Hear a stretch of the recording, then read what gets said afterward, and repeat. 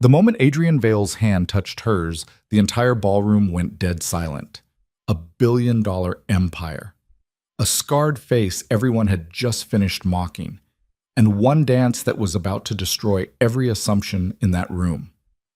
But what nobody knew, not the investors whispering cruel jokes, not the cameras turning toward them, not even Evelyn herself, was that this wasn't charity. This wasn't pity. This was a debt 10 years old, paid in blood on a battlefield halfway across the world. And before the night ended, that secret would shatter everything. Stay with me until the end. Hit that like button and drop a comment with your city so I can see how far this story travels. The Ashford Crown Hotel didn't just host events. It swallowed people whole and spit them back out, reminded of exactly where they stood in the world's hierarchy. 23 floors of imported marble, gold leaf trim that probably cost more than most people's houses, and chandeliers that looked like they'd been stolen from a French palace. Tonight, the grand ballroom on the 15th floor glittered with the kind of wealth that didn't bother hiding itself. Adrian Vale stood near the bar, a glass of something expensive he wasn't drinking in his hand, watching the circus unfold. At 32, he'd built Vision Tech from a garage startup into a $9 billion empire in less than a decade. The tech world called him a genius. Wall Street called him unstoppable. His competitors called him ruthless. Right now, he just felt tired. "Daddy, my feet hurt." He looked down at Sophie, his 8-year-old daughter, tugging at his sleeve. She wore a blue dress she'd insisted on because it matched her favorite stuffed elephant, and her dark hair, so much like her mother's it sometimes hurt to look at, was already escaping the clips his housekeeper had carefully arranged this morning. "We've only been here 40 minutes, Bug." 40 minutes is a long time when shoes are squeezing your toes like mean little monsters. Adrian couldn't help the small smile. "Mean little monsters? That's what they feel like." She made a squeezing gesture with her hands. "Like they're mad at my feet for existing." "Find a chair, draw something. I'll come check on you in a few minutes." Sophie nodded and skipped off toward the tables along the east wall, her small backpack, stuffed with markers and her sketchbook, bouncing against her shoulders. Adrian had learned early that bringing entertainment was the only way Sophie survived these events without staging a dramatic escape attempt. "Adrian, there you are!" Marcus Chen appeared beside him, all $1,000 suit and perfectly calculated smile. Vision Tech's CFO, brilliant with numbers, exhausting with people. "Marcus, the Hoffmans want to talk about the Singapore expansion. Peterson's asking about Q3 projections, and somebody from TechCrunch keeps trying to corner you for a quote about the AI ethics panel next month. Tell them I'll make rounds in 20 minutes. 20 minutes? Adrian, these people... 20 minutes. Marcus knew that tone. He nodded and disappeared back into the crowd. Adrian's gaze swept the ballroom. 500 people who'd paid $10,000 a plate for the privilege of being here. The annual Vision Tech Innovation Gala, celebrating another record-breaking year. Celebrating progress. Celebrating the future. Celebrating money. He hated these things. But Sophie had been excited about the fancy hotel and the music and the dessert table someone had mentioned, so here they were. Besides, a percentage of tonight's proceeds went to the Vision Tech Foundation, scholarships, community programs, job training initiatives. His late wife Emma's project, before cancer took her 3 years ago. The least he could do was show up. Near the entrance, a small commotion caught his attention. Security was checking credentials, and a young woman stood awkwardly to the side while a guard examined her invitation with exaggerated suspicion. She wore a simple black dress that looked like it came from a discount store. Her brown hair was pulled back in a practical ponytail, not the elaborate updos most women here wore.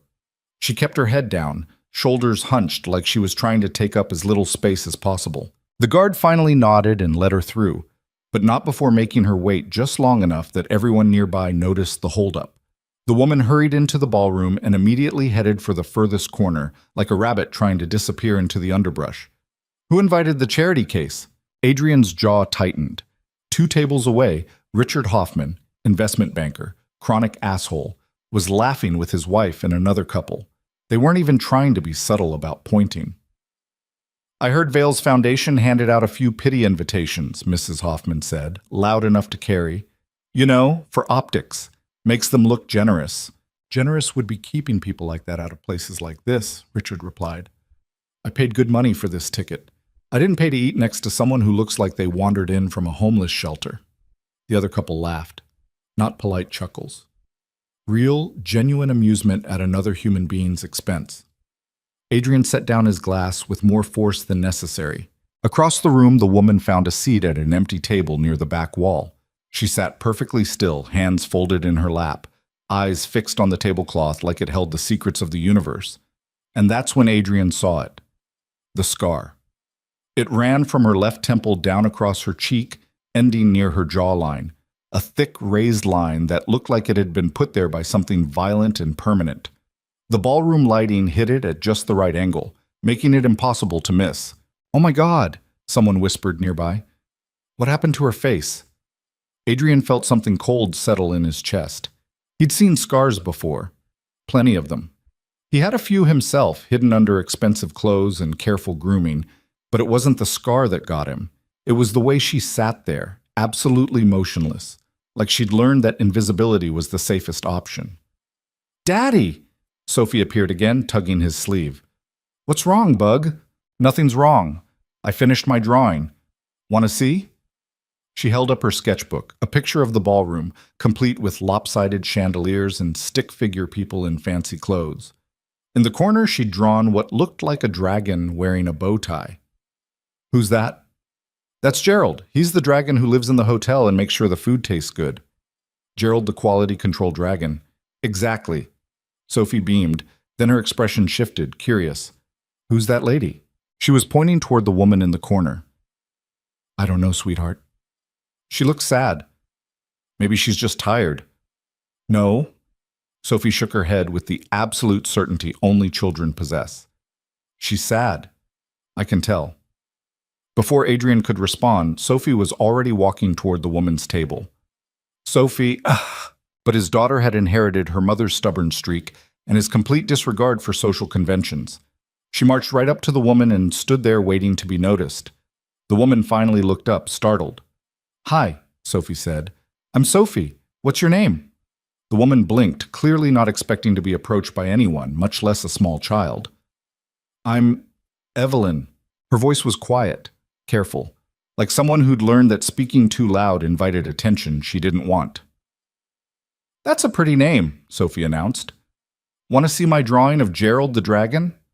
Evelyn's expression flickered, confusion mixed with something that might have been the beginning of a smile. "Who's Gerald?" "He lives in the hotel. He's very important." And just like that, Sophie launched into an elaborate explanation of Gerald's responsibilities, his favorite foods, and his ongoing feud with the hotel's chandelier crystals, which apparently had attitudes. Adrian watched from across the room as something impossible happened. Evelyn smiled. Not much, just a tiny lifting at the corners of her mouth. But it was there. Sophie kept talking, completely unbothered by the scar everyone else couldn't stop staring at. She showed Evelyn her entire sketchbook, narrating each drawing with the kind of enthusiasm usually reserved for discovering buried treasure. And Evelyn listened, really listened, like Sophie was the most interesting person in the entire ballroom. "Your daughter's very sweet." Adrian turned. An older woman stood beside him, board member, he thought, though he couldn't remember her name. "She is. It's kind of her to talk to that poor girl. Not many people would." The way she said it, like Sophie was doing charity work, made Adrian's teeth grind. Sophie talks to whoever interests her. She doesn't need it to be kind. The woman blinked, smile faltering. "Oh, well, yes, of course." She moved away quickly. Adrian looked back at Sophie and Evelyn. His daughter had pulled out her markers and was now drawing something new while Evelyn watched, that tiny smile still there. "Can you believe they let someone like that in here?" Adrian went very still. Richard Hoffman again, now standing with a group of investors Adrian recognized. Tech money, old money, new money, all the same arrogance. "I mean, I'm all for charity," Richard continued, "but there's a time and place. This isn't a soup kitchen." "Someone should tell Vale his foundation is getting a little too inclusive," another man added. "There's supporting the community, and then there's making the rest of us uncomfortable." A woman in the group laughed. "Can you imagine? Sitting next to her at dinner, I'd lose my appetite." They weren't even lowering their voices anymore. Adrian's hands clenched. Across the ballroom, Evelyn's shoulders had tensed. She'd heard them. Of course she'd heard them. Everyone had heard them. Sophie was still drawing, oblivious. Honestly, who would even dance with someone like that? Richard said, grinning. Can you picture it? Excuse me, miss. Would you like to trip over my feet while everyone stares at your face? The group erupted in laughter, and that's when Adrian saw it happen. Evelyn's hands, which had been resting on the table, started trembling, just slightly, like she was using every ounce of control she had to hold herself together. Sophie looked up from her drawing, confused by the laughter. What's funny? She asked Evelyn. Evelyn didn't answer. Her eyes were wet. Hey, Sophie said, quieter now. Are you okay? Evelyn stood up abruptly, the chair scraping against the floor. I have to go, she whispered. I'm sorry. I have to. She was halfway to the exit when Adrian moved. He didn't think about it, didn't calculate the optics or consider the consequences or run through the potential fallout. He just moved. Evelyn. She stopped, turning slowly. Adrian stood there, aware that the entire ballroom was now watching them. The laughter had died. Conversations had stopped mid-sentence. 500 people holding their breath. He walked toward her, not quickly, not dramatically, just steadily, until he was standing directly in front of her. Up close, he could see that her eyes were hazel, that she was probably close to his age, that the scar was old, years healed, but the wound underneath was still fresh. Don't go, he said quietly. I don't belong here. Neither do I. That got a reaction, confusion flickering across her face. I'm serious, Adrian continued. I built the company. I signed the checks for this whole circus. And I still don't belong here. These people? He gestured around the ballroom. Half of them I wouldn't trust with a goldfish. The other half I actively avoid. Then why are you here? My daughter likes the dessert table. It was such an absurd answer that Evelyn almost laughed. Almost. I heard what they said, Adrian told her. Every word. And they're wrong. They're not wrong. Look at me. I am looking at you. Evelyn's breath caught. I'm looking at you, Adrian repeated, and what I see is someone who had the courage to walk into a room full of people who'd judge her before she even sat down. That takes guts. More than anyone else here has. I should go. You should dance with me. The words came out before Adrian fully realized he was saying them. Evelyn stared at him like he'd just suggested they set the building on fire. What? Dance with me. Right now. Right here. You're insane. Probably. But I'm also the guy who wrote the checks, which means I can do whatever I want. He extended his hand. So, what do you say? Evelyn looked at his hand like it was a trap. Why are you doing this? Good question. Adrian wasn't entirely sure himself. Maybe it was the way those investors had laughed. Maybe it was the way Evelyn had sat there, trying so hard to be invisible. Maybe it was because Sophie had seen something in her worth talking to, and his daughter was a better judge of character than anyone else in this room. Or maybe it was because 3 years ago, Emma had made him promise something. Don't let the money turn you into them, she'd said, too weak to sit up but still fierce. Don't let Sophie grow up thinking kindness is weakness. Because, Adrian said quietly, someone once told me that how you treat people when nobody's watching tells you who you really are. But how you treat them when everyone's watching, that tells you who you choose to be. Evelyn's eyes were bright with unshed tears. They'll laugh at you too. Let them. They'll take pictures. It'll be in the news, social media, everywhere. I know. Your reputation, my reputation, Adrian interrupted gently, will survive me dancing with a woman at my own gala. Will you? Evelyn looked around the ballroom. All those eyes. All that judgment. Then she looked at Sophie, who'd appeared beside them and was watching with wide, hopeful eyes. Please dance with Daddy, Sophie whispered.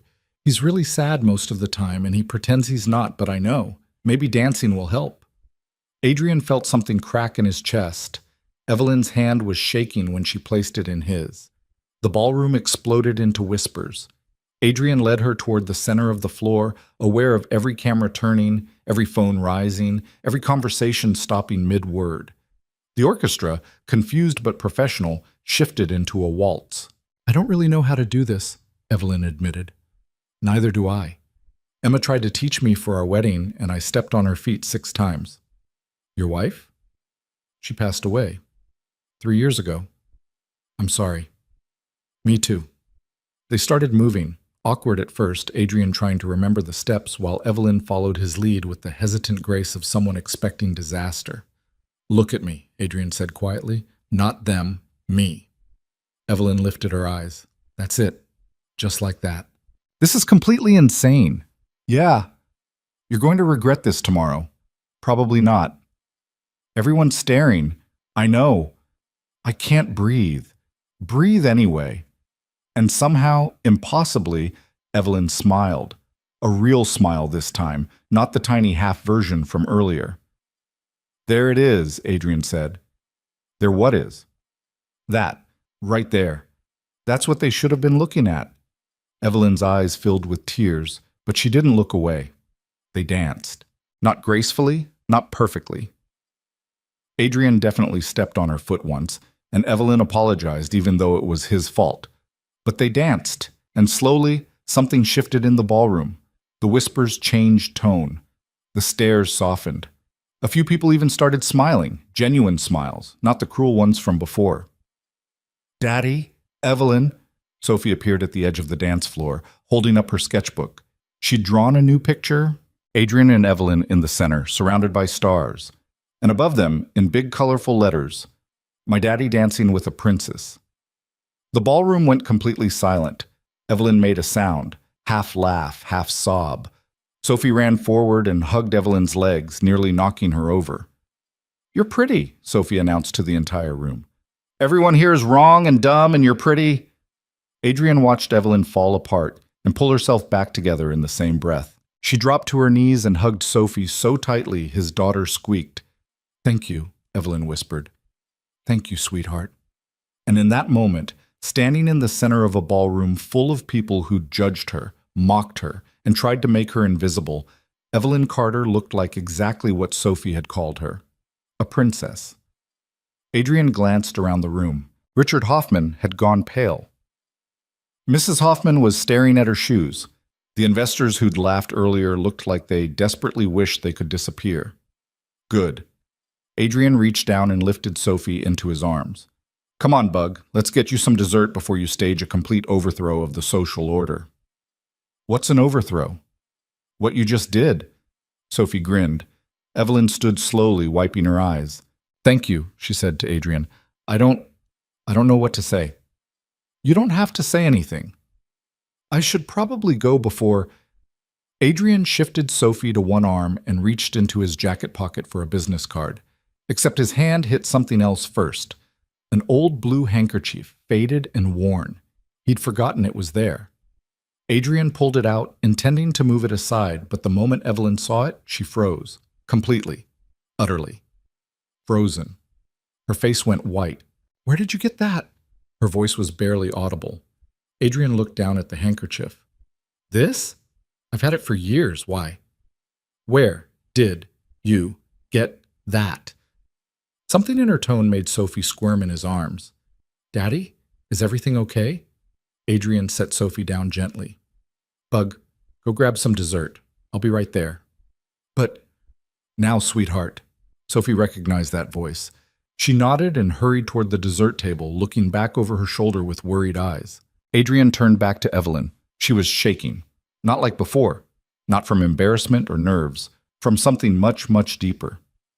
That handkerchief, she said, voice breaking, belonged to my brother, Noah Carter. He disappeared 11 years ago during a military deployment. We never found out what happened to him. We never even got a body.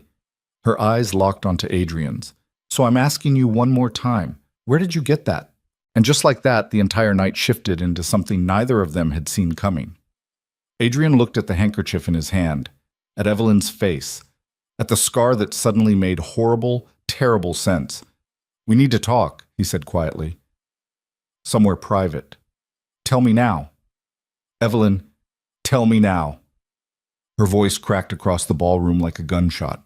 Everyone turned. Adrian took a breath. Your brother saved my life, he said, and he died doing it. Evelyn's legs gave out.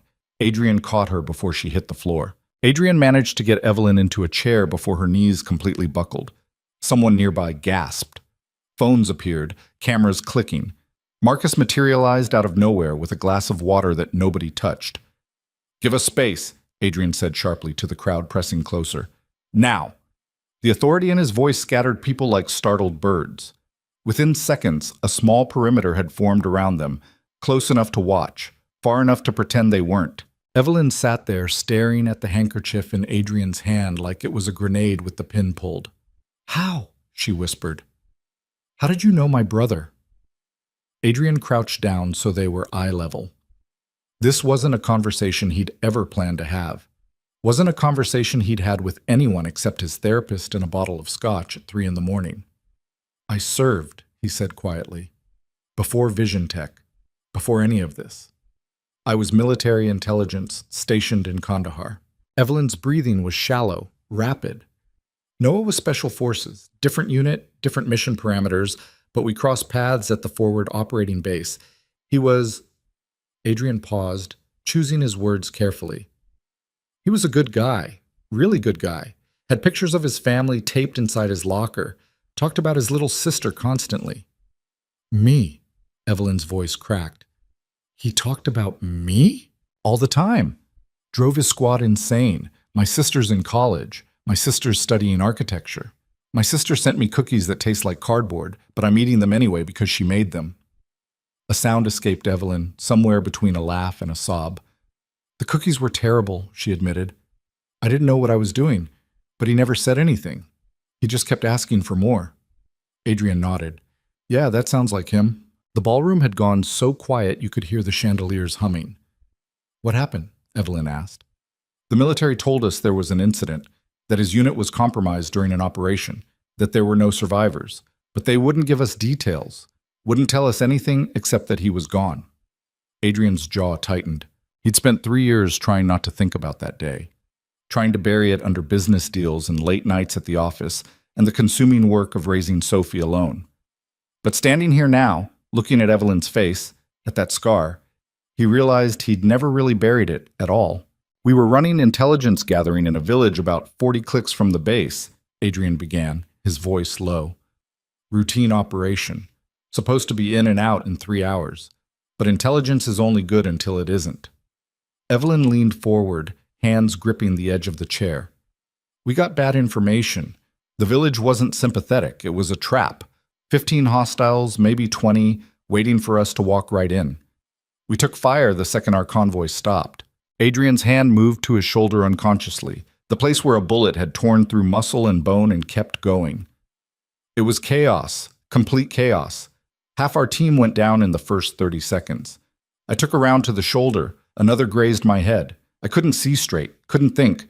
And then the RPG hit our vehicle." He stopped, swallowing hard. "I should have died in that explosion. Would have, except Noah's unit was running a parallel operation 2 miles out.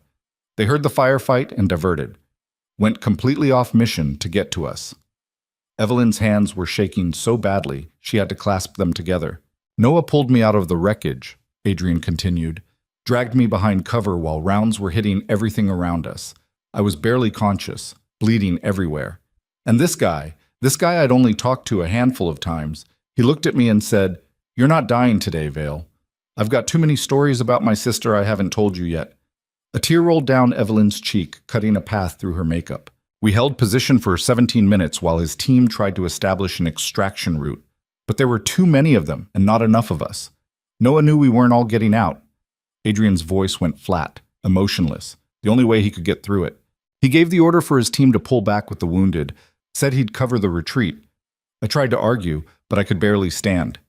He just smiled at me, this completely insane smile, and said, 'Tell my sister the cookies were perfect. Tell her I lied because I'm a good brother.'" Evelyn made a sound like something inside her was breaking. "Then he handed me this." Adrian held up the handkerchief. "Said his mom gave it to him before deployment. Said it was lucky. Told me to keep it safe and give it back when we met up at the base." "But you never met up," Evelyn whispered. "No, we never met up." Adrian looked at the faded blue fabric in his hand, worn soft from years of being carried in pockets and bags, washed 100 times, touched 1,000 more. Noah held that position for 4 minutes. Gave us just enough time to get clear. We heard the explosion from half a mile away. By the time reinforcements arrived, there was nothing left to recover. The silence that followed felt like it had weight. Evelyn sat there, tears streaming down her face, and Adrian realized he was crying too. First time in 3 years. First time since Emma's funeral. He saved 6 people that day, Adrian said quietly. 6 soldiers who went home to their families because your brother decided their lives were worth more than his own. Why didn't you tell us? Evelyn's voice was raw. Why didn't you find us? Tell us what happened. I tried. Adrian wiped his eyes roughly. When I got stateside, I looked for your family. But Noah's parents had moved. No forwarding address, no contact information. And you, he gestured at her. You were listed as next of kin, location unknown. I had no way to find you. I was in the hospital, Evelyn said flatly. For 8 months. Adrian's stomach dropped. The accident happened 2 weeks after we got the notification about Noah. I was driving home from campus and I couldn't stop crying. Couldn't see the road, didn't see the semi until it was too late. She touched the scar on her face, fingers tracing the raised line. Shattered my orbital bone. Fractured my skull. They had to do 6 surgeries just to put my face back together. And when I finally woke up, my parents were gone too. Gone? Heart attack, both of them. Within 3 months of each other. The doctors said it was just terrible coincidence, but I know better. They died of broken hearts, lost their son, nearly lost their daughter, and just gave up. Adrian felt like he'd been punched. Evelyn. So I had nobody. No family, no money. Medical bills that buried me. I lost my scholarship because I couldn't go back to school. Lost my apartment because I couldn't work. Lost everything except this. She gestured at her scar. To remind me that I used to be someone different. The ballroom was so quiet that Adrian could hear his own heartbeat. I'm sorry, he said, and the words felt pathetically inadequate. I'm so sorry. For what? You didn't cause the accident. You didn't kill my brother. No, but I lived because of him. Built all of this. Adrian gestured around the ballroom at the wealth and success and empire he'd created. Because he gave me the chance to. And you ended up with nothing. I didn't end up with nothing. Evelyn's voice was bitter. I ended up with people staring at me like I'm a monster. With jobs that won't hire me because I don't fit their image. With nights where I can't sleep because I keep thinking about how different everything could have been if I just pulled over. If I just waited 5 minutes before getting in that car. Evelyn, and tonight I came here because some foundation program sent me an invitation, and I thought maybe, just maybe, I could feel normal for a few hours. But I can't. Because normal people don't look like me. Normal people don't clear rooms just by existing. She stood up abruptly. I need to leave. Don't. Adrian stood too. Please, stay. Why? So I can be your charity case? So you can feel better about surviving while my brother died? The words hit like a slap. That's not what this is. Then what is it? Evelyn demanded. You feel guilty? You want to help the poor scarred girl because her brother saved you? I don't need your pity, Mr. Vale. It's not pity. Then what? Adrian opened his mouth, then closed it. Because honestly, he didn't have a clean answer. Guilt was definitely part of it. But there was something else too. Something he'd felt the moment he saw her sitting alone in that corner, trying to be invisible. Recognition.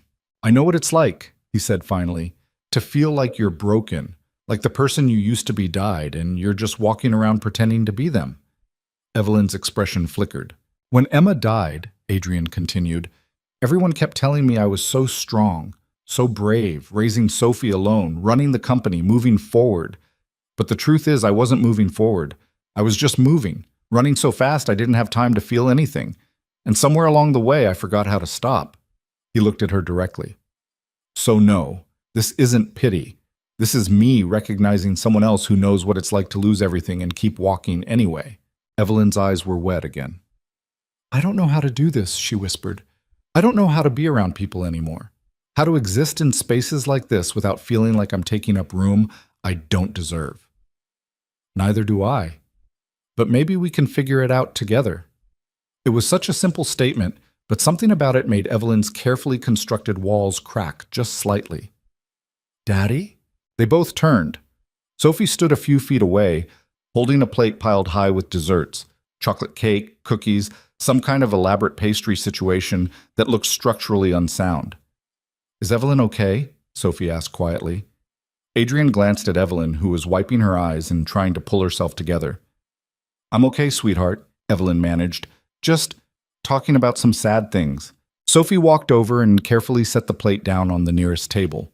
Then she did something that made every adult in the vicinity stop breathing. She walked right up to Evelyn and hugged her. Not a quick hug, a real one. The kind kids give when they mean it. "I'm sorry you're sad," Sophie said into Evelyn's dress. "Being sad is the worst. When Mommy died, I was sad for a really long time. Daddy too, even though he pretended he wasn't."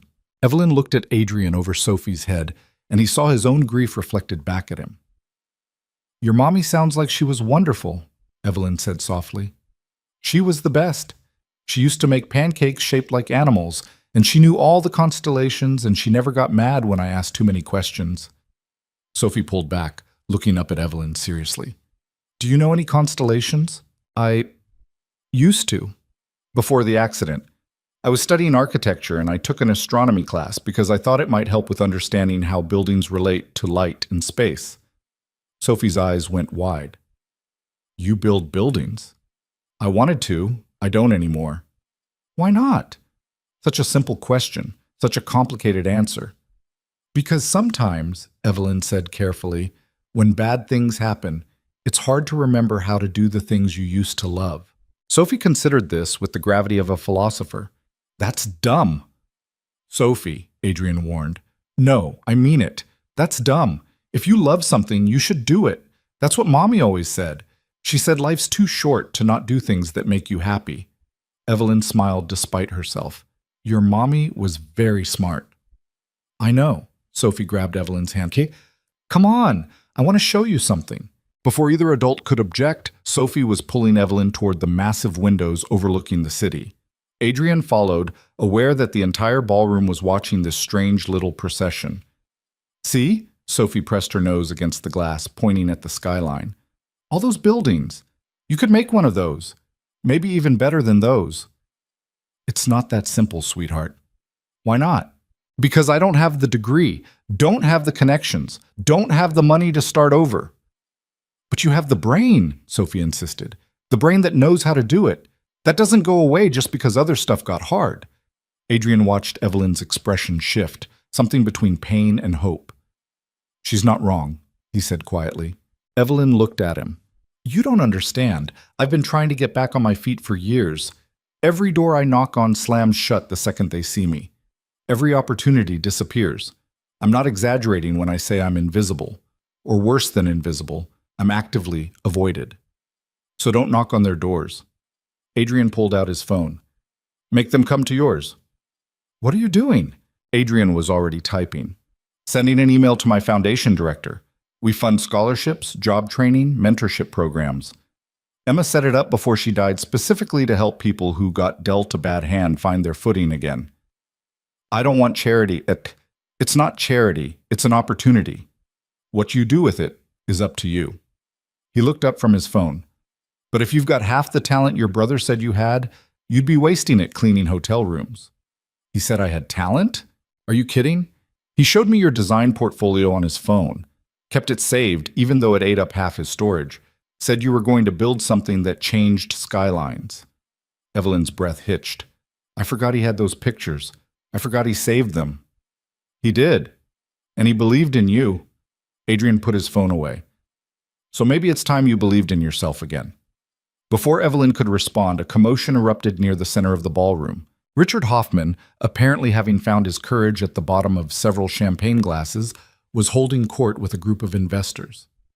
"I mean, it's inspiring and all," he was saying, voice carrying across the room. "But let's be realistic. Vale's running a charity case, not a business. Next thing you know, we'll be hiring based on sob stories instead of qualifications." Adrian's expression went cold. "Stay here," he told Evelyn. "Adrian, don't." But he was already walking toward Hoffman with the kind of focused intensity that made grown men in boardrooms nervous. The crowd parted. "Richard," Adrian said pleasantly, "enjoying the gala?" Hoffman turned, smile faltering slightly when he saw Adrian's face. Oh, absolutely. Great event. Very inclusive. Inclusive. Interesting word choice. Just making an observation. Here's an observation for you. Adrian's voice was still pleasant, but there was steel underneath. You paid $10,000 to be here tonight. Know what that money funds? Hoffman blinked. The foundation, I assume. Specifically, it funds programs that give people second chances, job training, education, mental health support, the kinds of things that help people rebuild their lives after circumstances try to destroy them. Sure, but so here's the thing, Richard. When you mock someone for having the courage to show up, despite knowing people like you would judge them, you're not just being an asshole. You're invalidating the entire purpose of the foundation you just paid to support. The color drained from Hoffman's face. Now I'm going to give you a choice, Adrian continued. You can apologize to that woman over there, sincerely, for your behavior tonight. Or you can leave, immediately. And if you choose the latter, your firm will be removed from our approved vendor list effective Monday morning. Several people gasped. Hoffman's firm handled significant consulting work for Vision Tech. Losing that contract would be a 7-figure hit. You can't be serious. Try me. They stared at each other for a long moment. Hoffman broke first. Fine, he muttered. I'll apologize. Louder, so everyone can hear you. Hoffman's jaw clenched, but he raised his voice. I'll apologize. Then do it. Adrian stepped aside, gesturing toward Evelyn. Hoffman walked over like a man approaching the gallows. Evelyn watched him come with wide eyes, clearly having no idea what to expect. Hoffman cleared his throat. I owe you an apology. What I said earlier was inappropriate and cruel. I'm sorry. The words came out stiff, forced, but they came out. Evelyn stared at him for a moment, then nodded slowly. Okay. Okay? I accept your apology. Hoffman looked surprised, like he'd expected her to throw it back in his face. Oh, well, good, thank you. He retreated quickly, grabbing his wife and making a beeline for the exit. Adrian watched them go, then turned to address the ballroom. Anyone else have comments they'd like to share? Now's your chance. Silence. No? Excellent. Then let's remember why we're actually here. To support programs that help people rebuild their lives. To invest in second chances. To recognize that everyone in this room is one bad day away from needing exactly the kind of help this foundation provides. He let that sink in. So enjoy your dinner, enjoy the music, and maybe take a moment to remember that kindness costs nothing, but cruelty costs everything. Adrian walked back to where Sophie and Evelyn stood by the windows. That was intense, Evelyn said quietly. He deserved worse. Maybe. But you didn't have to do that. Yes, I did. Sophie tugged on his sleeve. Daddy, can Evelyn sit with us at dinner, please? Adrian looked at Evelyn. What do you say? Ready to scandalize the room further by eating at the head table? I don't think that's a good idea. I think it's a great idea, Sophie announced. We can talk about constellations and buildings and Gerald the dragon. Despite everything, Evelyn laughed, a real laugh, not the careful half smiles from earlier. All right, she said, but if I embarrass you, you won't, Adrian interrupted. And even if you did, I've got thick skin. They made their way to the head table, Sophie chattering the entire time about the dessert selection and how she'd managed to sneak 3 pieces of chocolate cake onto her plate without the servers noticing. As they sat down, Marcus appeared looking mildly panicked. Adrian, we need to discuss the Hoffman situation. His firm will be replaced by Monday. Send the list of alternates to my office first thing tomorrow. But, Marcus, not now. The CFO retreated, muttering something about PR disasters and board meetings. Dinner was served, some elaborate multi-course affair that probably cost more per plate than Evelyn made in a month. She picked at her food nervously while Sophie kept up a running commentary on everything from the texture of the risotto to the likelihood that Gerald the dragon had personally approved each dish. She's always like this, Adrian said apologetically. We can't take her anywhere quiet. I like it, Evelyn admitted. It's nice. Normal. Normal is overrated, says the billionaire. Says the guy who'd trade half of it for one more day with his wife. The words came out before Adrian could stop them. Evelyn's expression softened. I'm sorry. That was insensitive of me. No, it's fine. It's true. I have more money than I know what to do with, but Sophie still asks when mommy's coming home, and I still don't know how to answer her. Sophie, oblivious to the conversation, was arranging her peas into a smiley face. How do you do it? Evelyn asked quietly. Raise her alone? Run a company? Be everything to everyone? Badly, Adrian said honestly. I do it badly. I forget school events. I miss bedtimes. I hire people to handle the things I should be handling myself because there's not enough hours in the day. But you're here. Because she wanted to see the fancy hotel. No. I mean, you're here, present, paying attention. That matters more than you think. Adrian looked at his daughter, currently trying to convince a passing waiter that Gerald the dragon required a special dessert delivery. I hope so, he said quietly. The dinner wore on. People came by the table to pay their respects, to congratulate Adrian on another successful year, to pretend they hadn't been whispering cruel things an hour earlier. Evelyn sat through it all, growing quieter as the evening progressed. You okay? Adrian asked during a brief lull. Just tired. It's been a long night. Want to get some air? There's a balcony on this floor. I should probably go home. Or you could stay a little longer. Sophie's not ready to leave yet, and honestly, neither am I. Evelyn hesitated, then nodded. They left Sophie at the care of Adrian's security detail, a detail that consisted of two very large men who Sophie had already recruited into playing tic-tac-toe on napkins and stepped out onto the balcony. The city stretched below them, all lights and movement and noise muted by distance. It's beautiful, Evelyn said softly. Emma used to bring me out here when these events got too overwhelming, said the city looked better from far away. She was right. They stood in silence for a moment.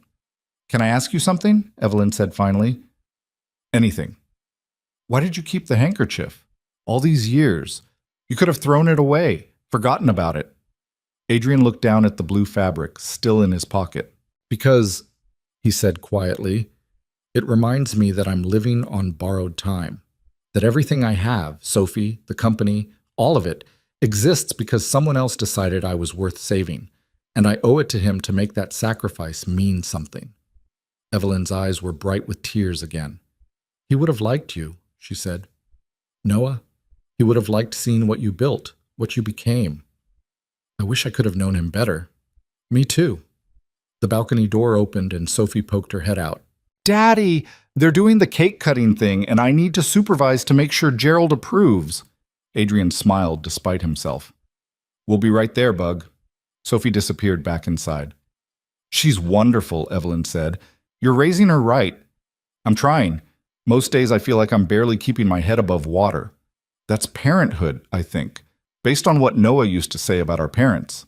They headed back inside, back to the noise and the lights, and the carefully orchestrated celebration. But something had shifted. The night that started with cruelty and mockery had transformed into something else entirely, something neither of them had expected.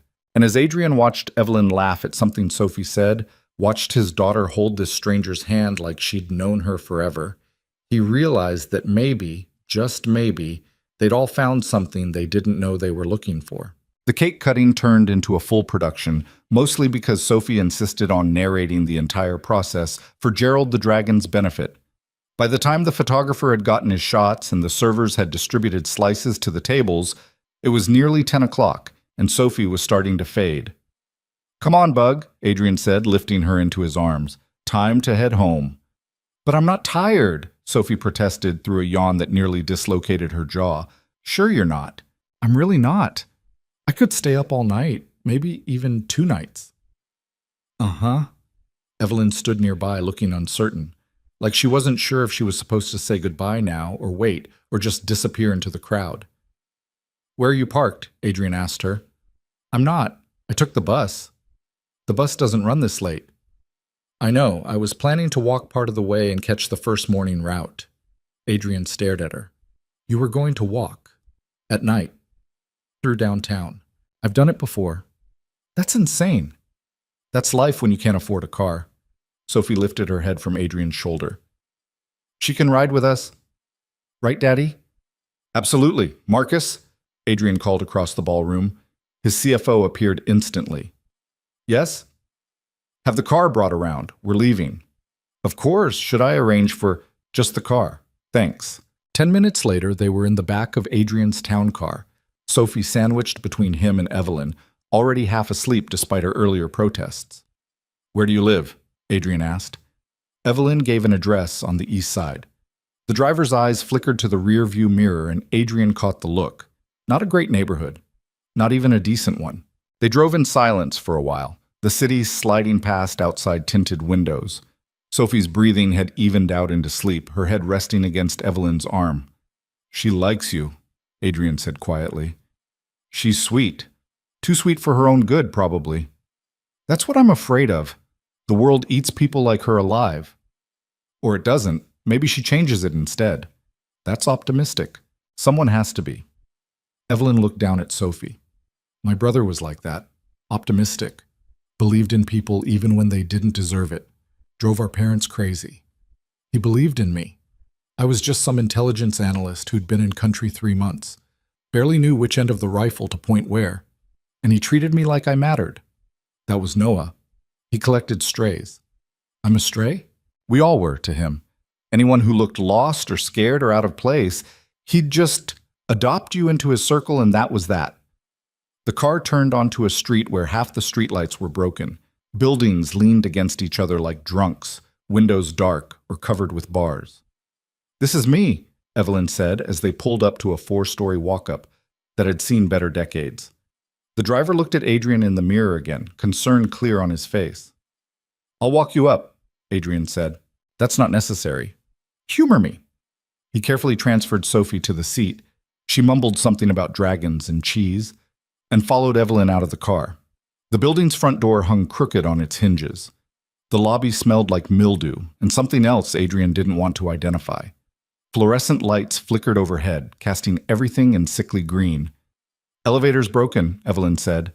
Has been for 2 months. Which floor? 4th. Of course it was. They climbed in silence, their footsteps echoing in the stairwell.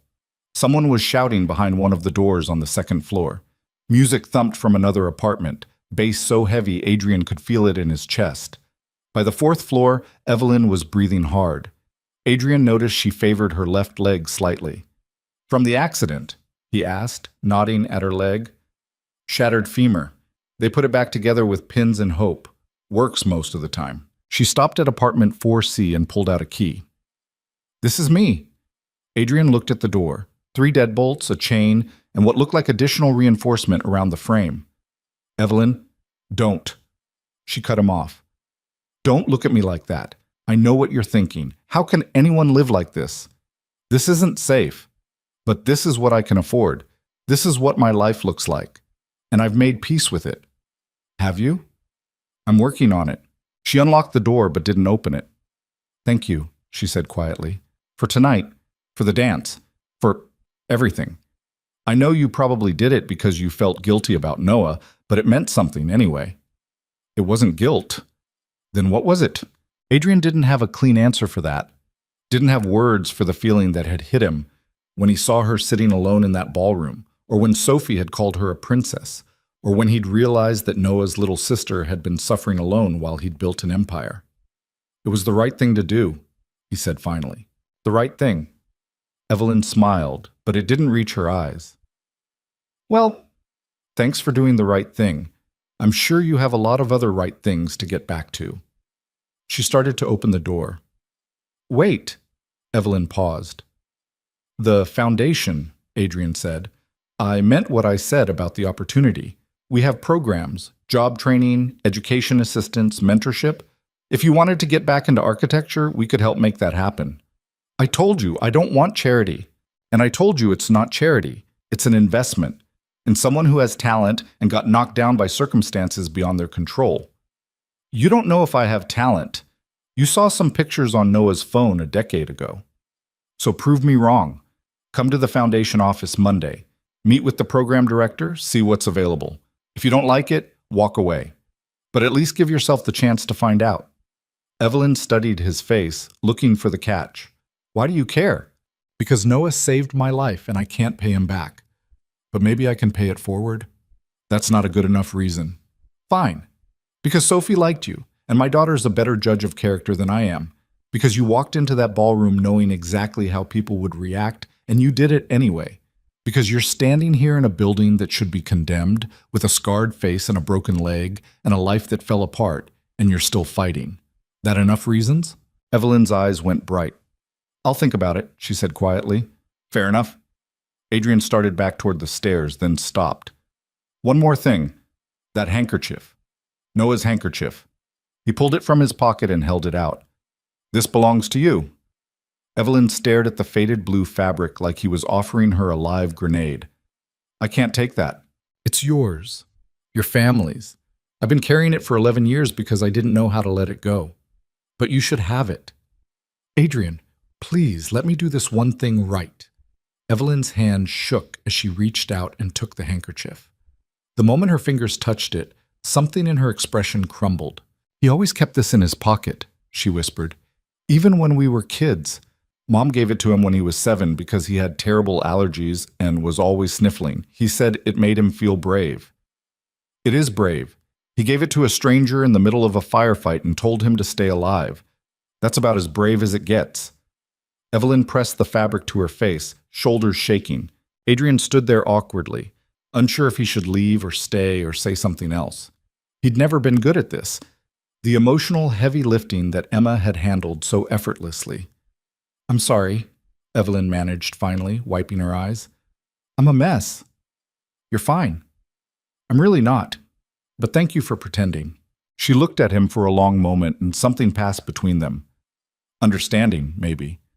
Recognition of shared grief and survival and the exhausting work of keeping yourself together when everything wants to fall apart. Monday, Adrian said. 10 a.m. Foundation office on 5th and Morrison. Ask for Rachel Torres. She runs the programs. I haven't said yes yet. I know, but I'm an optimist. That got a small smile. Your daughter's rubbing off on you. Someone has to. Adrian headed down the stairs, and this time he didn't stop. By the time he reached the car, Sophie was awake and cranky. Where's Evelyn? She demanded. Home. In bed. Where you should be. I wanted to say goodbye. You were asleep. Well, I'm awake now. The drive home took 20 minutes through empty streets. Sophie kept up a running commentary about everything she'd seen that night, every person she'd talked to, every dessert she'd tasted. And Evelyn was really nice, she said as they pulled into the driveway of Adrian's house in the hills. Can we see her again? Maybe. That's adult for probably not. That's adult for we'll see. Also adult for probably not. Adrian carried her inside, past the housekeeper who'd waited up, past the living room where Emma's pictures still covered the mantel, up the stairs to Sophie's room. Her room was chaos. Books everywhere, stuffed animals staging what looked like a revolution against the dollhouse, drawings taped to every available surface. Brush your teeth. I'm too tired. Brush anyway. Fine, but I'm protesting. Noted. While Sophie grudgingly handled her bedtime routine, Adrian sat on the edge of her bed and looked around the room. So much of Emma was still here. The mobile she'd hung from the ceiling. The growth chart marked in her handwriting. The blanket she'd crocheted while pregnant. Every stitch uneven, but made with love. Sophie emerged from the bathroom in her pajamas, toothbrush still in hand. Do I have to go to sleep now? Yes. What if I'm not tired? Then you can lie there and think about dragons. She climbed into bed, and Adrian pulled the blanket up to her chin. Daddy? Yeah, Bug? Are you going to help Evelyn? I'm going to try. Good, because I think she's lonely, like us. Adrian's chest tightened. We're not lonely. We have each other. That's not the same. Mommy used to say that people need more than just family. They need friends and connections and people who make them feel like they matter. When did Mommy say that? Lots of times. She said that's why she started the foundation. Because everyone deserves to feel like they matter. Adrian looked at his daughter, this small, fierce person who remembered things he'd forgotten and saw things he'd missed. You're pretty smart, you know that? I know. I got it from you and Mommy. Good night, Sophie. Good night, Daddy. Don't forget about Evelyn. I won't. He kissed her forehead and turned off the light, leaving the door cracked the way she liked it. Downstairs, he poured himself 2 fingers of scotch and stood in his study, looking out at the city lights below. Somewhere out there, Evelyn was in that terrible apartment, probably unable to sleep, probably wondering if she'd actually show up on Monday, or if the fear of disappointment would keep her away. His phone buzzed. Marcus. We need to talk about the Hoffman situation. He's making noise about a lawsuit. Adrian typed back. Let him. Our lawyers are better. The board won't like this. The board will deal with it. He set the phone down and picked up a picture frame from his desk.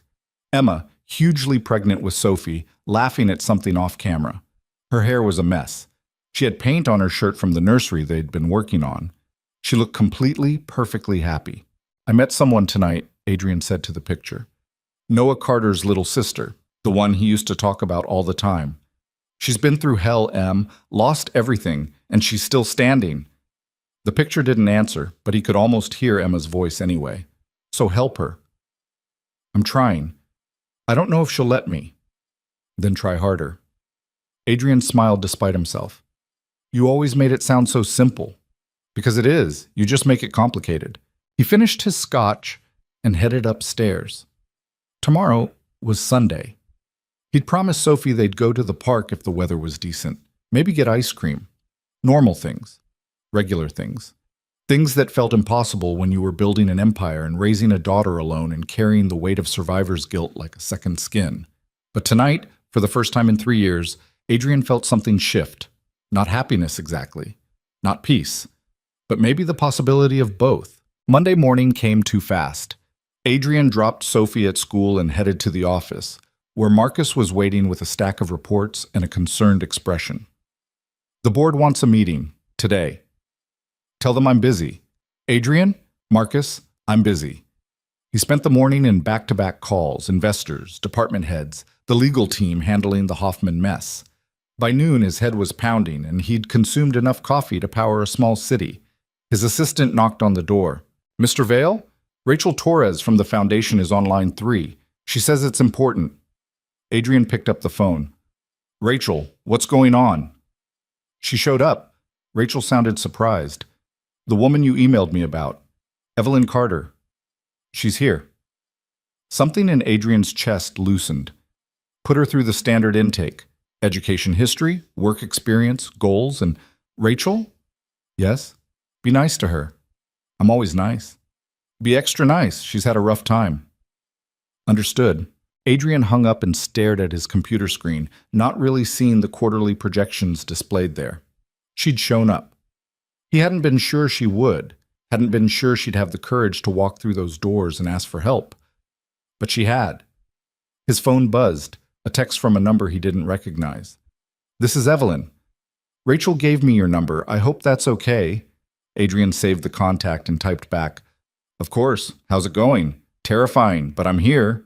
That's the hard part. Everything else is just paperwork. I'm not good at paperwork. Nobody is. That's why we have people who do it for a living. 3 dots appeared, then disappeared, then appeared again. Thank you. For pushing me to come. Thank you for showing up. Adrian set the phone down and tried to focus on work. Failed miserably. Tried again. Failed worse. Finally, he gave up and called Rachel. How's she doing? Good, I think. She's qualified for our Architecture Education Partnership Program. We can cover tuition, books, living expenses while she finishes her degree.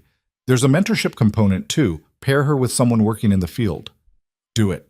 Adrian, there's a waiting list. Other applicants who've been... I don't care. Put her through. Rachel was quiet for a moment. This is about more than just helping someone, isn't it? Her brother saved my life. I owe him. Okay, but just so you know, she's not accepting this because of guilt or obligation. She made that very clear. She wants to earn it. Then let her earn it. Give her the same requirements as everyone else, but give her the chance. Understood.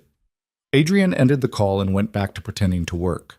The afternoon dragged. Meetings blurred together. Someone from PR wanted to discuss the gala coverage. Apparently the photos of Adrian dancing with Evelyn had gone viral on social media.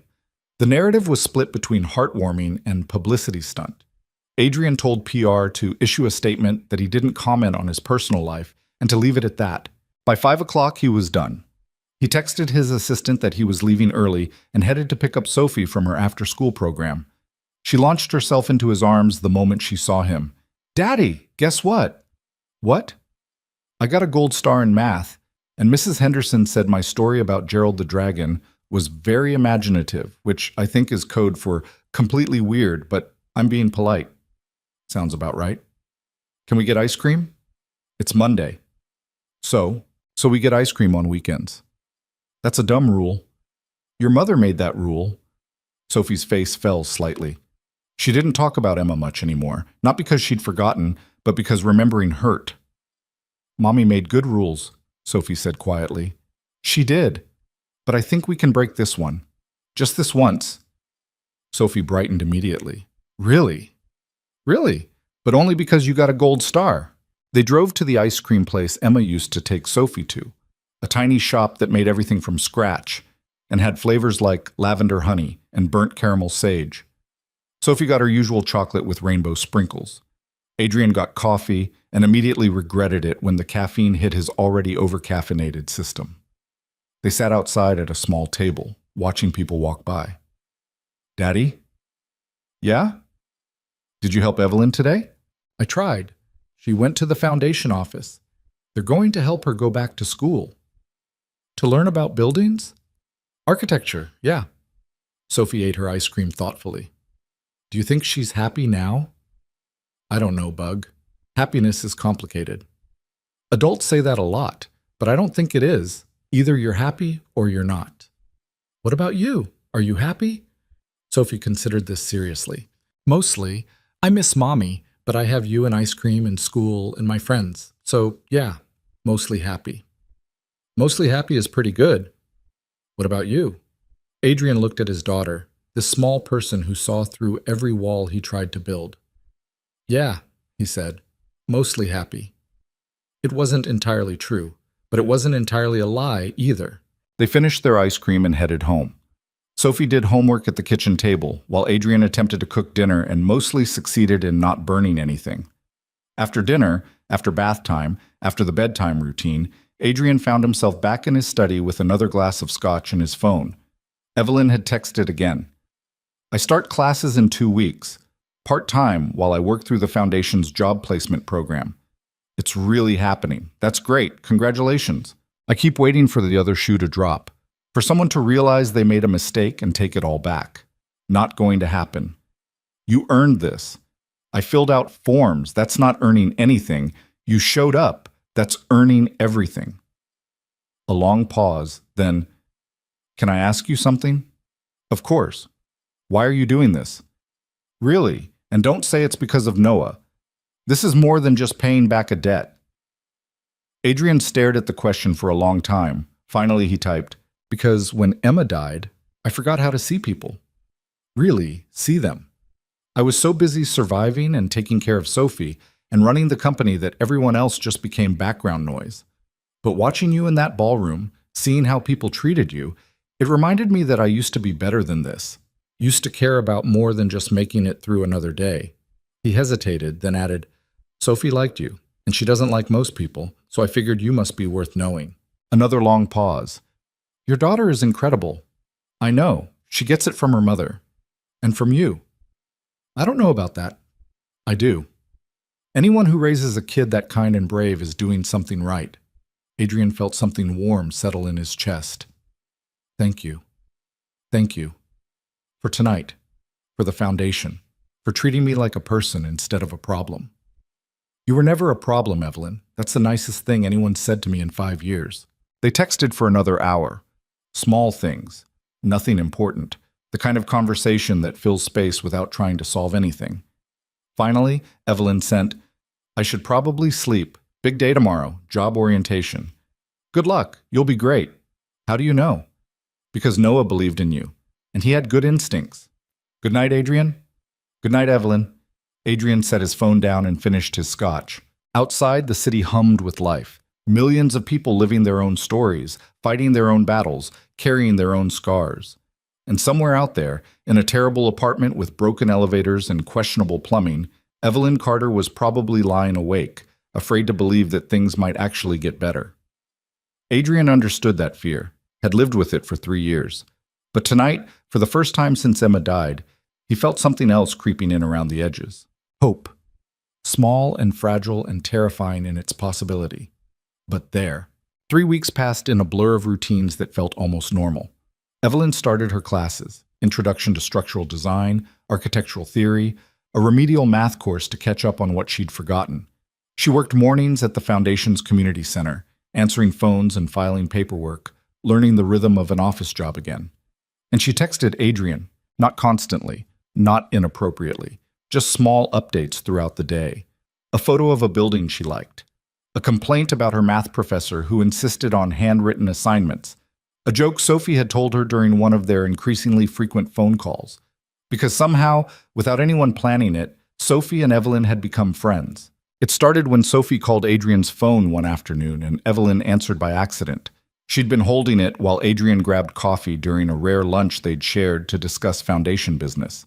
Sophie had launched into a story about a substitute teacher who didn't believe in Gerald the Dragon, and Evelyn had listened and asked questions and made Sophie laugh so hard she snorted. After that, Sophie insisted on regular updates about Evelyn's life. What classes was she taking? Did she like her professors? Had she drawn any buildings yet? What was her favorite constellation?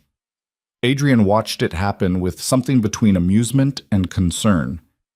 His daughter didn't attach to people easily, not since losing Emma, but she'd latched onto Evelyn like she'd found a missing piece of herself. She called again, his housekeeper Mrs. Chen said one evening, holding out the phone. "Third time today." Adrian took it. "Bug, you're supposed to be doing homework." "I finished. It was easy. Can I talk to Evelyn?" "Evelyn's probably busy with her own homework." "She said I could call anytime. She said I was her favorite person to talk to." Adrian's chest did something complicated. "Let me check if she's available, okay?" He texted Evelyn. "Sophie wants to talk. You free?" The response came immediately. Always. He handed the phone back to Sophie, who immediately launched into a detailed explanation of why her science teacher was wrong about Pluto being a dwarf planet and how it deserved better. Adrian watched his daughter pace the living room, animated and happy, and so much like Emma, it hurt. She talked with her hands, laughed at her own jokes, asked questions that nobody else thought to ask. 15 minutes later, she hung up and handed him the phone back. "Evelyn's really smart," Sophie announced. "She knows all about buildings and stars, and she's going to show me how to draw perspective next time we see her." "Next time?" "Yeah, I told her she should come over for dinner. You're going to invite her, right?" Sophie, right? Adrian knew that tone. That was Emma's tone when she'd already decided something and was just waiting for him to catch up. "I'll ask her." "Good, because I already told her probably Saturday, and she said that sounded nice." "You set this up without checking with me first?" "Yep, because you would have made it all complicated and weird. This way it's simple." Adrian couldn't argue with that logic. Saturday came faster than he expected. He spent most of Friday panicking about what to cook. He wasn't a terrible cook, but he wasn't good either, and the idea of Evelyn seeing him burn pasta or undercooked chicken made him irrationally anxious. Finally, he gave up and ordered from the Italian place Emma used to love. If Sophie noticed the cheat, she didn't say anything.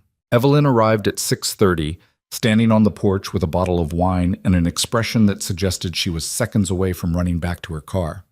"Hi," she said. "Hi, come in." She stepped inside and immediately froze. Adrian's house was nice. Objectively, anyone would say it was nice. Modern architecture with huge windows, high ceilings, furniture that cost more than most people's cars. But it wasn't ostentatious. Emma had made sure of that. Warm colors, family photos everywhere, Sophie's artwork taped to the refrigerator. "This is beautiful," Evelyn said quietly. "Thanks. Emma designed most of it. I just wrote the checks." "She had good taste." "Yeah, she did." Sophie came barreling around the corner, socks sliding on the hardwood floor. "Evelyn!" She crashed into Evelyn with a hug that nearly knocked her over. "You came!" "Of course I came. I promised, didn't I?" Some people promise and then don't show up. There was weight in that statement. History. Evelyn crouched down to Sophie's level. "I keep my promises," she said seriously. "If I say I'm going to be somewhere, I'll be there. Okay?" Sophie studied her face for a moment, then nodded. "Okay, want to see my room? I have a new drawing of Gerald. I would love to see it." They disappeared upstairs, Sophie chattering the entire way. Adrian stood in the foyer holding a bottle of wine he hadn't opened yet, feeling like a guest in his own house. Mrs. Chen appeared from the kitchen. "Dinner's ready. I put it in the warming drawer like you asked." "Thanks, Mrs. Chen. She seems nice, your friend. It's complicated." Mrs. Chen gave him a look that suggested she knew exactly what it was and wasn't buying his protests. "Emma would have liked her," she said simply, then gathered her coat and left. Adrian stood there for a long moment, that statement settling somewhere deep in his chest. Upstairs, he could hear Sophie's voice and Evelyn's laughter, genuine, unguarded laughter that he hadn't heard from her before. He opened the wine and poured 2 glasses. Dinner was chaos in the best way. Sophie insisted on telling stories between every bite, and Evelyn asked questions that kept her going. They talked about school and dragons and whether or not buildings had personalities. "Of course they do," Evelyn said. "Every building is different. Some are proud and tall. Some are quiet and thoughtful. Some are loud and want everyone to look at them." "What about our house?" Sophie asked. Evelyn looked around the dining room, considering. "Your house is warm. It wants people to feel safe here. It has big windows because it wants to let light in, but it also has lots of walls and corners for when you need to hide and think." Sophie's eyes went wide. "That's exactly what it is. How did you know?" "I pay attention to what buildings are trying to say." "Can you teach me to do that?" "If you want to learn." "I do. I really, really do." Adrian watched them talk, feeling like he was witnessing something important that he didn't fully understand. After dinner, Sophie convinced Evelyn to help with her bath time routine, which mostly involved Sophie creating elaborate scenarios with her bath toys while Evelyn asked questions and played along. Adrian cleaned up the kitchen and tried not to think about how easy this felt, how natural, how dangerous, because Evelyn wasn't staying. This was just dinner, just kindness, just 2 people who'd been through hell finding some brief comfort in each other's company. Nothing more. "She's asleep," Evelyn said, appearing in the kitchen doorway. "I think I wore her out with the pirate ship scenario." "The what?" "Her rubber duck was a pirate captain. It got very involved." Adrian smiled despite himself. "Coffee? Or more wine?" "Coffee sounds good." They moved to the living room, coffee mugs in hand, sitting on opposite ends of the couch with careful distance between them. "She's wonderful," Evelyn said quietly. "Sophie, you're raising her right." "I'm fumbling through it, making it up as I go." "That's all anyone does." Emma knew what she was doing. She had this natural instinct for parenting, for knowing what Sophie needed before Sophie knew herself. "I'm just trying not to screw it up too badly." "You're not screwing it up. Sophie's happy, adjusted, kind. Those things don't happen by accident." Adrian looked at his coffee. "Some days I feel like I'm barely keeping my head above water, like any second I'm going to mess up so badly that Sophie will realize her dad has no idea what he's doing." "She already knows that." He looked up, startled. "Kids aren't stupid," Evelyn continued. "Sophie knows you're figuring it out, but she also knows you love her and you're trying. That's what matters. Not perfection. Just effort." "Is that what Noah thought? About your parents?" "Yeah, our parents were a mess. Dad worked too much. Mom worried about everything. They fought about money and stress and whether or not Noah should join the military. But they loved us, and they tried, and we knew it." "Do you miss them?" "Every day, but especially at weird times. When I see someone eating the specific brand of cereal my dad liked. When I smell my mom's perfume on a stranger. When something good happens, and I want to call them and then remember I can't." Her voice cracked slightly on the last word. "I got accepted into the architecture program this week. Full scholarship. Everything covered. It's huge. It's everything I thought I'd lost forever. And my first thought was, I need to tell Mom. And then I remembered." Adrian set his coffee down and moved closer, not thinking about the careful distance anymore. "I'm sorry." "Me too." They sat in silence for a while. Not uncomfortable, just quiet. "Can I ask you something?" Evelyn said finally. "Anything." "What happens when the guilt wears off?" Adrian frowned. "What do you mean?" "This, us, whatever this is, right now you're helping me because you feel guilty about Noah. Because you think you owe him something, but eventually that's going to fade. And then what?" "I don't know." That's honest, at least. Evelyn, no, it's okay. I'm not complaining. I'm grateful for everything. The foundation, the classes, the job, for tonight, for Sophie, for all of it. But I also know how this works.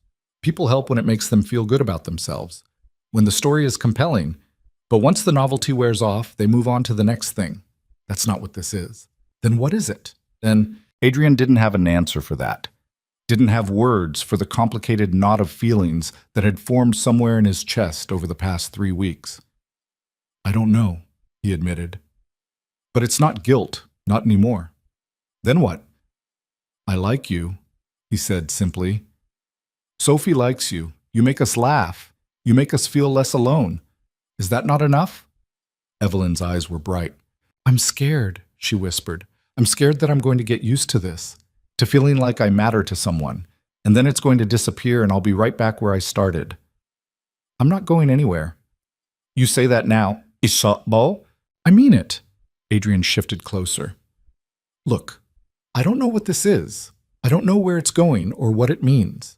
But I know that I look forward to your texts. I know that Sophie talks about you constantly. I know that for the first time in 3 years, I'm not just surviving. I'm actually living, and that's because of you. That's a lot of pressure. I'm not trying to pressure you, I'm just telling you the truth. Evelyn looked at him for a long moment. I look forward to your texts too, she said quietly. And Sophie's calls. And nights like this where I get to pretend I'm part of something normal. You're not pretending, you're part of something. What something? I don't know yet, but I want to find out. The space between them felt charged with possibility and danger in equal measure. Evelyn's phone buzzed. She glanced at it, and her expression changed. Everything okay? Adrian asked. My landlord. The building got cited for code violations. We have 30 days to vacate. What? She showed him the text. Official notice from the city. Multiple safety violations. Building condemned until repairs were made. Repairs the landlord apparently had no intention of making. This is the third place in 2 years, Evelyn said, voice flat. Every time I get settled, something happens. Pipes burst. Electrical fires. Now this. Where will you go? I don't know. I'll figure it out. I always do. But Adrian could hear the exhaustion in her voice, the resignation. Move in here. The words came out before he'd fully thought them through. Evelyn stared at him. What? Move in here. We have 4 bedrooms. Sophie and I use 2. The other 2 are just sitting empty. You could have your own space, privacy, and you wouldn't have to worry about landlords or code violations or safety. Adrian, that's insane. Why? Because we barely know each other. Because people will talk. Because it's completely inappropriate. People are already talking. Let them. What about Sophie? Sophie would love it. She's been asking when you're coming back since dinner ended. This is crazy. Probably, but it makes sense. You need a place to live. I have space. Sophie wants you here. What's the downside? The downside is what happens when this falls apart. When you get tired of having me around, or Sophie decides she doesn't like me anymore, or I do something that reminds you too much of Noah, and you can't look at me without feeling guilty. Adrian took her hand. I'm not going to get tired of you. Sophie's not going to change her mind. And I look at you, and I see you. Not Noah. Not guilt. Just you. Evelyn's hand was shaking in his. I can't afford to pay rent. Not real rent. I don't want your money. I want you safe. I want you focused on school instead of worrying about where you're going to sleep. I want Sophie to have someone in her life who isn't me or the housekeeper or her teachers. Why are you doing this? Because I can. Because it's the right thing. Because 3 weeks ago, you walked into a ballroom full of people who treated you like you were invisible. And instead of running away, you stayed. You danced with me. You let Sophie draw you pictures and call you at all hours. You showed up to the foundation when you were terrified. You keep showing up. And I want to give you a place where you don't have to be scared anymore. Evelyn's eyes filled with tears. I don't know what to say. Say yes. This is too much. It's not enough. But it's a start. She pulled her hand away and stood up, pacing to the window. If I do this, if I say yes, it can't be charity. I need to contribute something. Help with Sophie. Cook sometimes. Clean. Something. You don't have to. Yes, I do. I need to feel like I'm earning my place here. Otherwise, I'm just another project. Another person you're helping because it makes you feel better about yourself. Adrian stood and walked over to her. You're not a project, you're a person. A person who deserves safety and stability and a chance to rebuild her life without constantly looking over her shoulder. I've been on my own for 5 years. I don't know how to not be. So learn. We'll figure it out together. Evelyn pressed her forehead against the window. What if I mess this up? What if I'm terrible at living with other people? What if Sophie realizes I'm not as great as she thinks and decides she doesn't want me around? Then we deal with it, but I don't think that's going to happen. You don't know that. No, but I'm willing to find out. Evelyn turned to look at him, and Adrian saw every fear and hope and desperate wish written across her face. Okay, she whispered. Okay, I'll do it. But we set ground rules, boundaries. This is temporary until I get on my feet properly, and the second it stops working for any of us, I leave. No guilt, no obligation, just a clean exit. Deal. They shook hands like business partners, and Adrian tried to ignore how right her hand felt in his. When's your eviction date? He asked. End of the month, 3 weeks. We'll get you moved in next weekend. I'll send some guys to pack up your apartment. I can pack my own stuff. I know you can, but why should you have to? Evelyn opened her mouth to argue, then closed it. I'm not used to people helping me. Get used to it. She smiled, small and uncertain, but real. This is completely insane, she said. Yeah, but the best things usually are.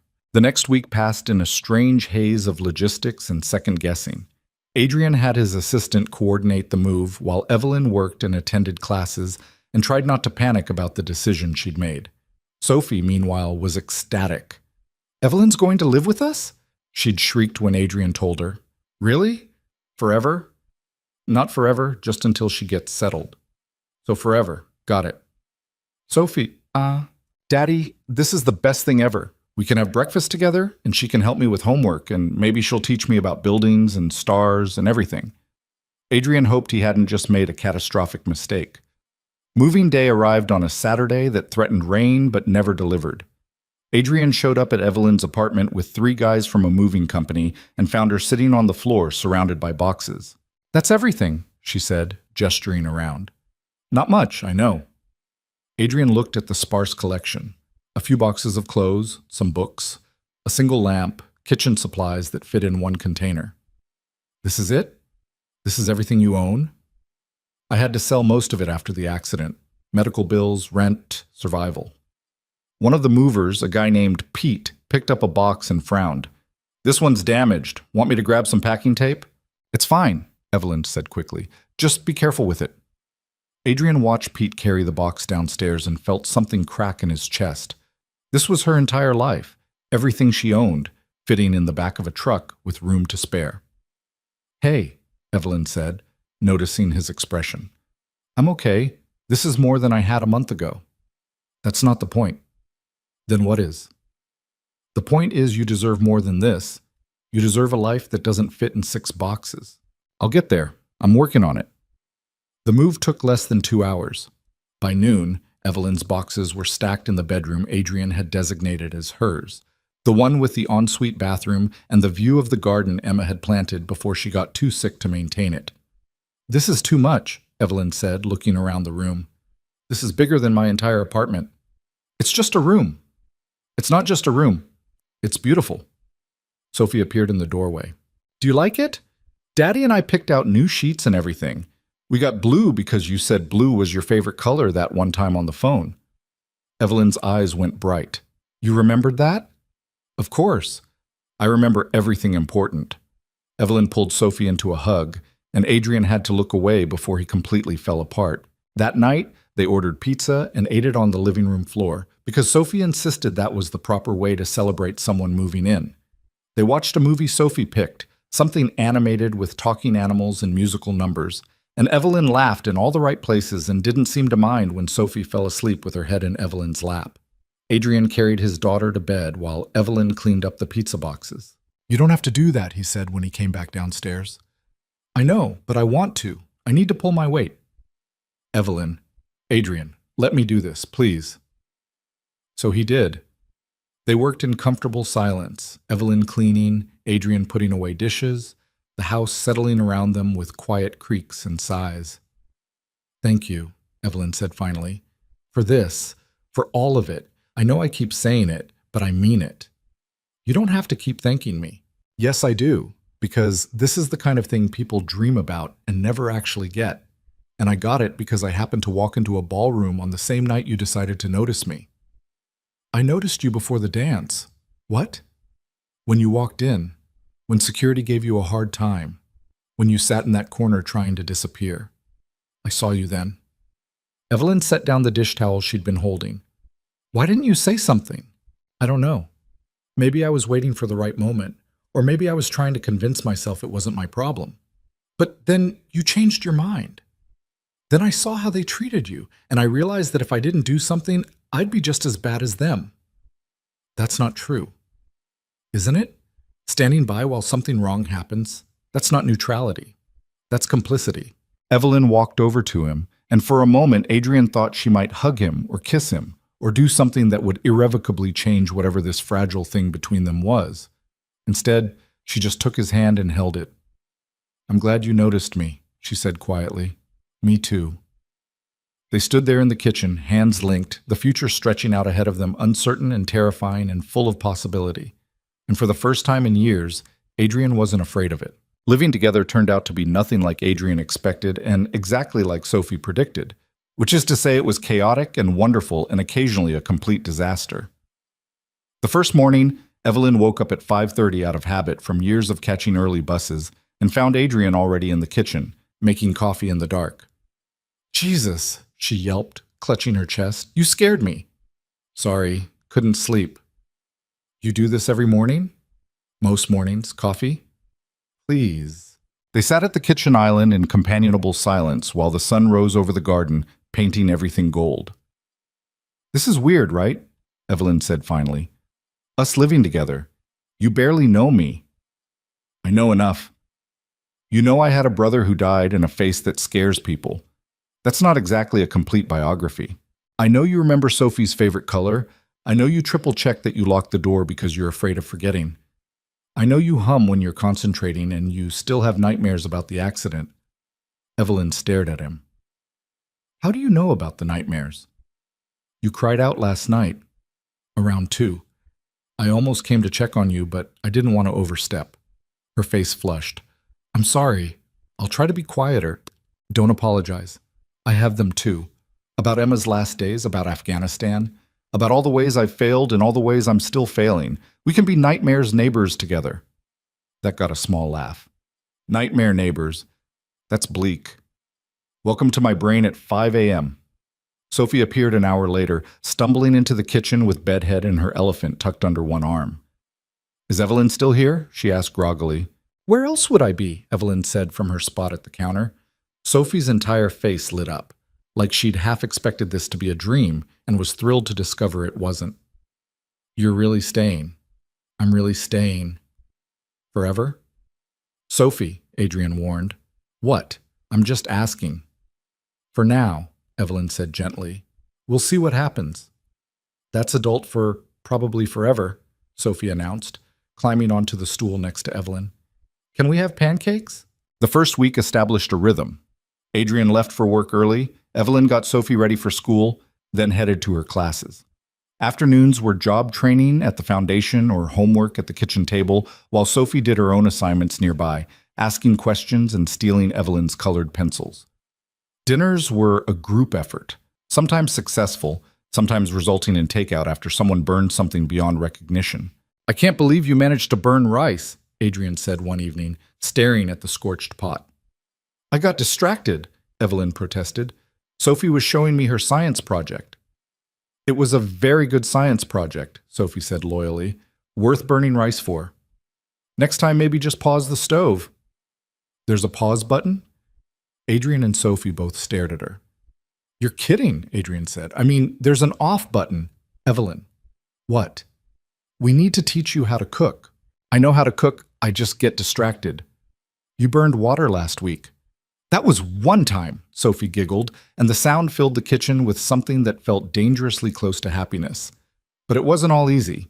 2 weeks in, Evelyn came home from class to find Adrian in his study, staring at his computer with an expression that could have curdled milk. "Bad day?" she asked from the doorway. "The board's questioning the foundation's spending, specifically the education program, specifically your scholarship." Evelyn's stomach dropped. "What?" "Richard Hoffman's firm is still bitter about losing the Vision Tech contract. They've been making noise about nepotism and inappropriate allocation of charitable funds. Because of me. Because they're assholes looking for ammunition. Adrian, if this is causing problems, it's not. But you just said, the board can question all they want. The foundation's finances are clean. Your scholarship met all the criteria. This is them being petty, not a real issue." "But if it becomes a real issue, it won't. You can't know that." Adrian looked up from his computer, and Evelyn saw exhaustion written across his face. "I'm handling it, okay? You don't need to worry about this." "Of course I need to worry about it. If people think I'm taking advantage, nobody thinks that. Hoffman does. Hoffman's an idiot who's mad I called him out in front of 500 people. This isn't about you. It's about him trying to save face." Evelyn wanted to believe that, wanted to trust that this was just noise that would fade away. But she'd learned the hard way that noise had a way of becoming real problems. That night, she couldn't sleep. She lay in bed staring at the ceiling, listening to the house settle around her, and tried to ignore the voice in her head that said she didn't belong here. Around midnight, there was a soft knock on her door. "Come in." Sophie peeked inside, clutching her elephant. "Can't sleep?" Evelyn asked. Sophie shook her head and climbed onto the bed without waiting for permission. "What's wrong, sweetheart? Are you going to leave?" The question landed like a punch. "What makes you think I'm going to leave?" "I heard Daddy on the phone. He was talking about the board and money and you, and people always leave when things get complicated." Sophie's voice was matter-of-fact, but Evelyn could hear the fear underneath. "Who left you?" Evelyn asked gently. "Mommy, I know she didn't want to. I know she was sick, but she still left. And then Grandma and Grandpa moved away because they said being here made them too sad. And my best friend Mia moved to California. And everyone says they'll stay and then they don't." Evelyn pulled Sophie into her lap, holding her tight. "I'm not leaving. Not because of the board or Hoffman or anything else, okay? You promise?" "I promise. The only way I'm leaving this house is if you and your dad decide you don't want me here anymore." "We'll never decide that." "Then I guess you're stuck with me." Sophie hugged her harder, and Evelyn felt something fierce and protective settle in her chest.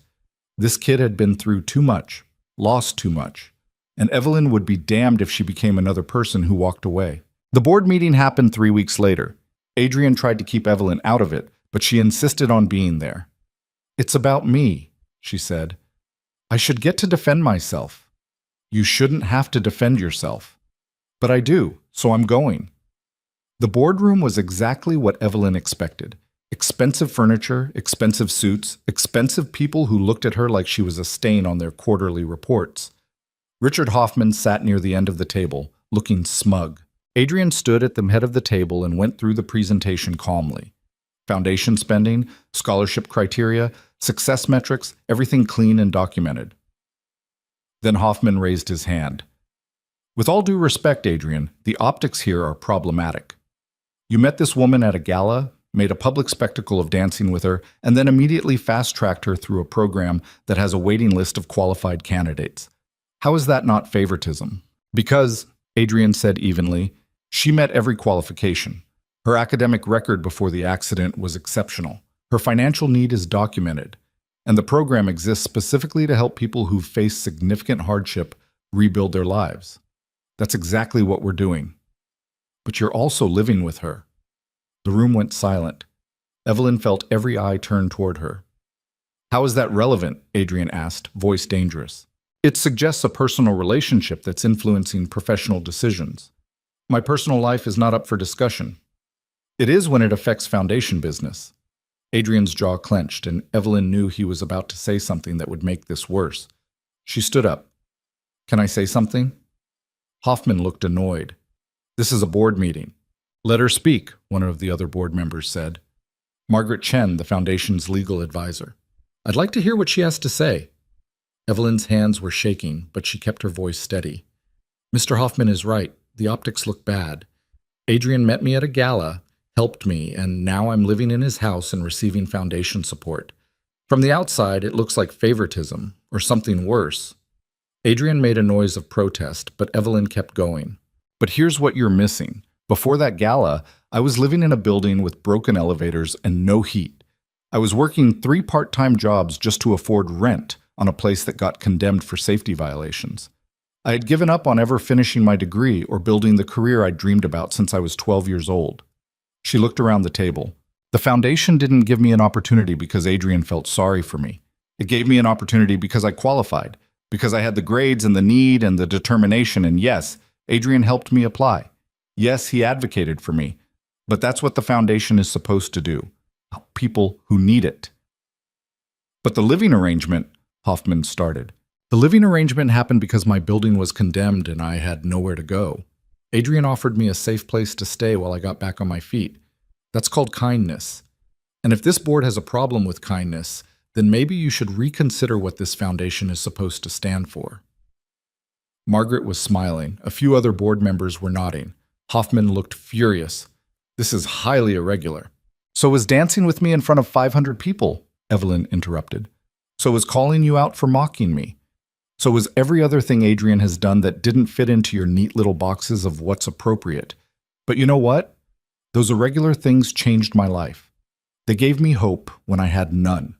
They reminded me that I'm worth more than what I see in the mirror every morning.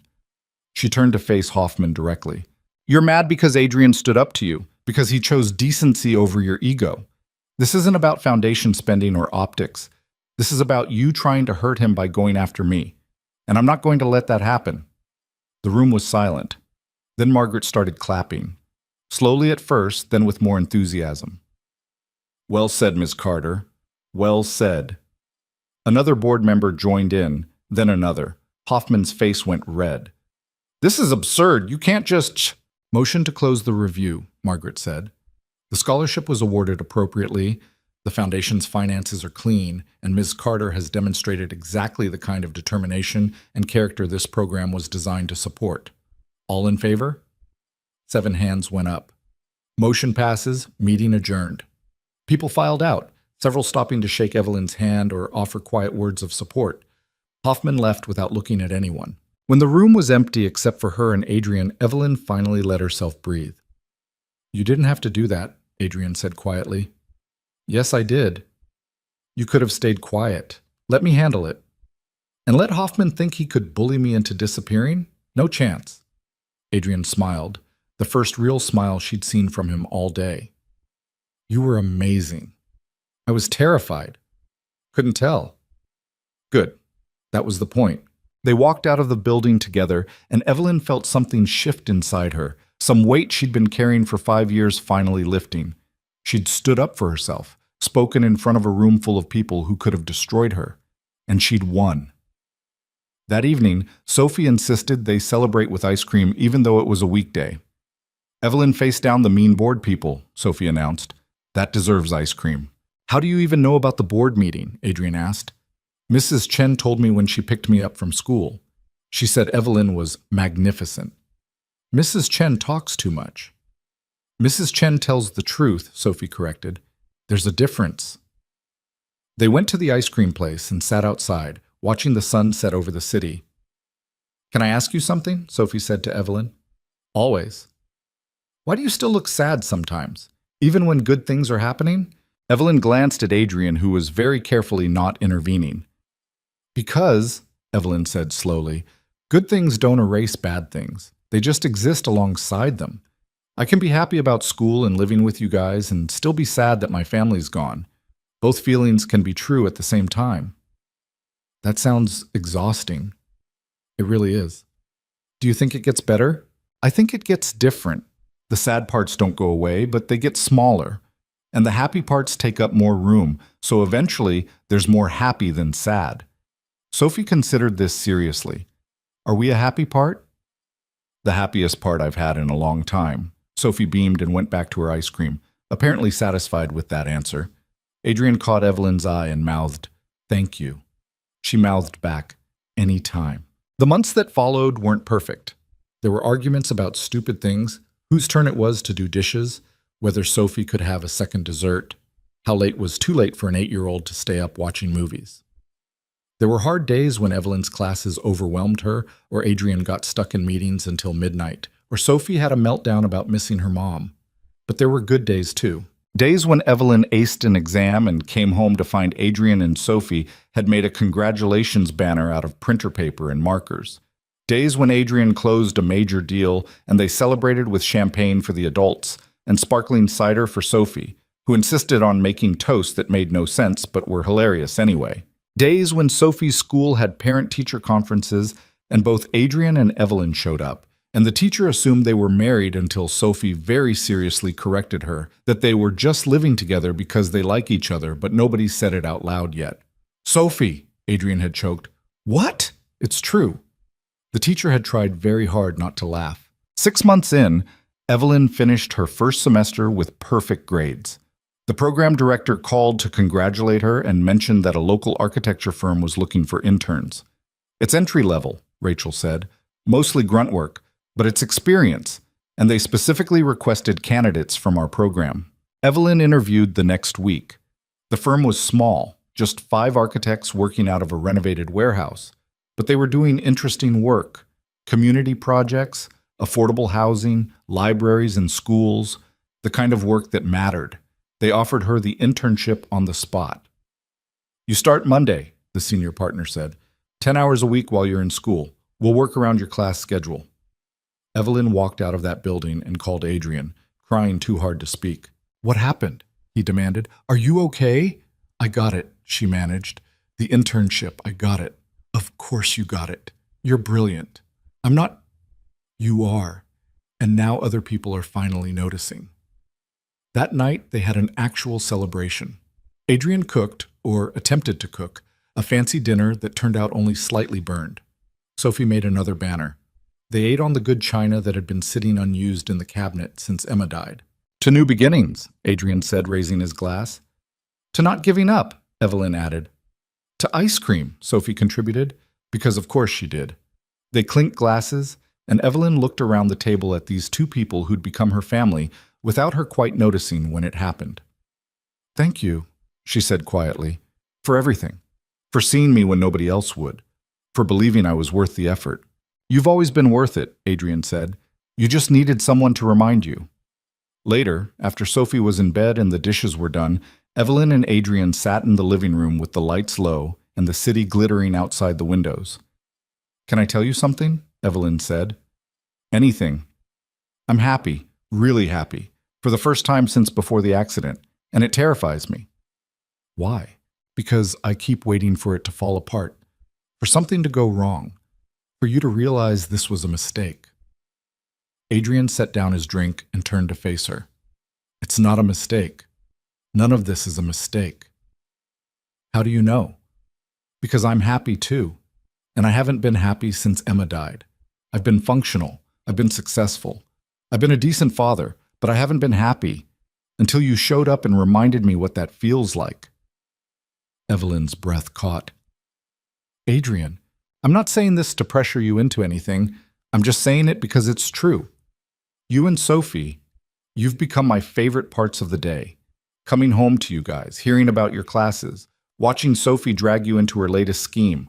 All of it. I don't want that to end." "What are you saying?" "I'm saying I want you to stay. Not temporarily, not until you get on your feet. Just stay. Be part of this family we've accidentally built."